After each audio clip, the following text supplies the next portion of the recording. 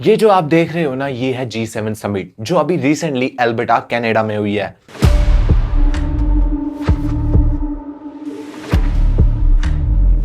और इन सब लीडर्स के बीच में एक ऐसा लीडर खड़ा है जो इसका मेंबर भी नहीं है, फिर भी सब उससे मिलना चाहते हैं। And you know who is this? It's our prime minister mister Narendra Modi.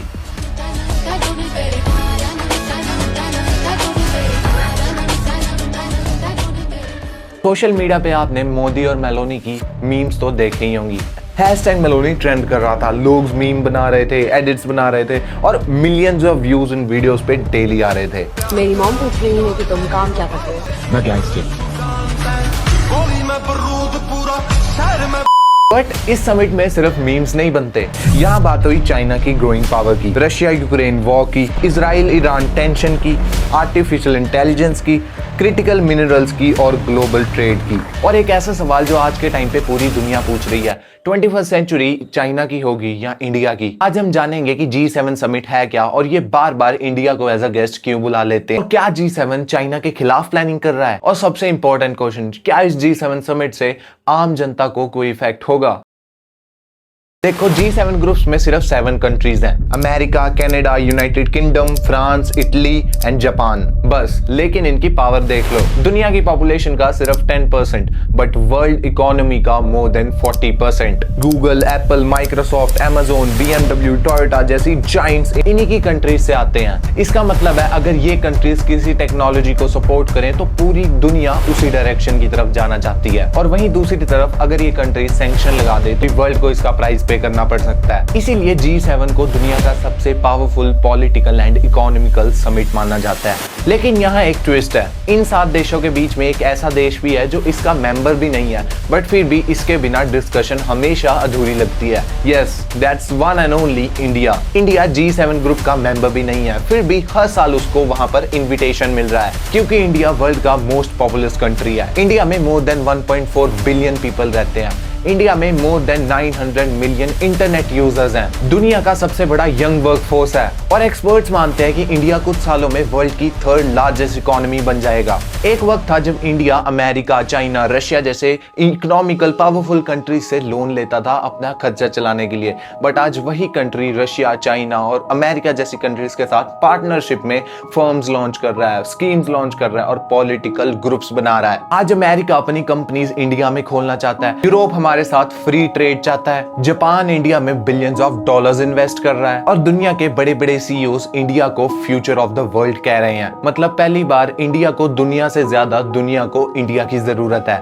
अब हम आते हैं सबसे कंट्रोवर्शियल टॉपिक पर, चाइना। आज चाइना दुनिया की 2nd लार्जेस्ट इकोनॉमी है। More than 50% of the manufacture पूरी वर्ल्ड का सिर्फ चाइना करती है। Smartphone, solar panels, electric vehicle batteries, rare earth minerals, इन सब चीजों में डायरेक्टली या इनडायरेक्टली सिर्फ चाइना का ही डोमिनेंस है। लेकिन अमेरिका और उसके अलाइज को सिर्फ एक ही चीज का डर है, अगर पूरी दुनिया सिर्फ एक ही देश पे डिपेंडेंट हो गई तो आगे जाके ये बहुत बड़ी प्रॉब्लम क्रिएट कर सकता है। इसीलिए G7 ने एक नया वर्ड यूज करना शुरू किया है, डी-रिस्किंग द चाइना। मतलब चाइना से हमें पूरी तरह अलग नहीं होना, बट चाइना पे हमारी डिपेंडेंसी को हर साल धीरे धीरे कम करना है। इसका लाइव एग्जांपल है, एप्पल अपनी मैन्युफैक्चरिंग चाइना से इंडिया में शिफ्ट कर रहा है, फॉक्सकॉन इंडिया में अपने नए प्लांट्स लगा रहा है, और बहुत सारे सेमीकंडक्टर्स बनाने वाली कंपनीज अब इंडिया को एक्सप्लोर कर रही हैं अपने मैन्युफैक्चरिंग प्लांट्स लगाने के लिए। गूगल और माइक्रोसॉफ्ट जैसी बड़ी बड़ी कंपनीज इंडिया में AI और क्लाउड सेक्टर में बहुत ह्यूज इन्वेस्टमेंट्स कर रही हैं। चाइना और अमेरिका की वॉर का एक बड़ा विनर इंडिया हो सकता है। 2022 में रशिया ने यूक्रेन पर अटैक किया और तब से पूरी दुनिया चेंज हो गई। ऑयल प्राइसेस बढ़ गए, फूड प्राइसेस बढ़ गए, सप्लाई चेन्स टूट गई, यूरोप में अनसर्टेनिटी बढ़ गई, और इसी बीच में G7 कंट्रीज रशिया को छोड़ के यूक्रेन को सपोर्ट कर रही थी। लेकिन इसमें इंडिया का स्टांस बिल्कुल अलग है। इंडिया ने ना तो रशिया को ओपनली सपोर्ट किया और ना ही ओपनली अपोज किया। मोदी जी ने इंडिया का आंसर एक लाइन में दे दिया, this is not the era of war. India आज अमेरिका का भी दोस्त है, रशिया का भी दोस्त है, और इंडिया इंडिया के यूरोपियन यूनियन से भी अच्छे कनेक्शंस हैं और इसलिए एक्सपर्ट्स मानते हैं कि इंडिया फ्यूचर में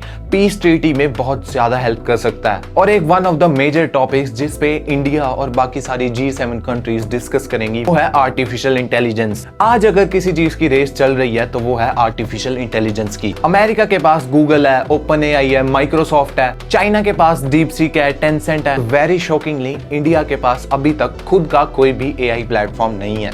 इंडिया भी AI की रेस में पीछे जरूर है, बट इंडिया के पास दुनिया का सबसे बड़ा एडवांटेज है, वो है इंडिया की वर्कफोर्स, लाखों इंजीनियर्स और दुनिया का सबसे बड़ा डिजिटल मार्केट। इसीलिए AI G7 में एक बहुत बड़ा टॉपिक था, क्योंकि अगर इंडिया AI रेस में आगे निकल गया तो फ्यूचर की जॉब्स, फ्यूचर की कंपनीज और फ्यूचर की इकोनॉमी सब कुछ बदल सकता है और इंडिया अपनी इसी वर्कफोर्स के बेसिस पे सुपर पावर बन सकता है। अब थोड़े इंटरनेट की बात करते हैं। आपने सोशल मीडिया पे #मोदी मेट्स मेलोनी तो देखा ही होगा। एक सेल्फी, एक स्माइल और पूरा इंटरनेट पागल हो गया। लेकिन आपको पता है सोशल मीडिया पे जो चीज कभी कभार फनी लगती है वो डिप्लोमेसी में कभी कभार सबसे पावरफुल मूव बन सकती है। इटली और इंडिया के ट्रेड रिलेशनशिप्स अच्छे हो रहे हैं, डिफेंस कोऑपरेशन बढ़ रहा है और दोनों कंट्रीज मिलके टेक्नोलॉजिकल डेवलपमेंट में ह्यूज इन्वेस्टमेंट्स कर रहे हैं। इसका मतलब है एक सेल्फी और एक रील के पीछे मिलियंस ऑफ डॉलर्स की इकोनॉमी भी छुपी हो सकती है। तो अगली बार अगर आप मोदी और मेलोनी को किसी इंटरनेशनल समिट में देखो या मोदी और मेलोनी की मेलोडी वाली रील देखो तो उसको एज अ सिर्फ एक वायरल क्लिप मत देखना। उसके पीछे चल रहे चाइना और अमेरिका का कंपटीशन, रशिया और यूक्रेन की वॉर, AI की रेस,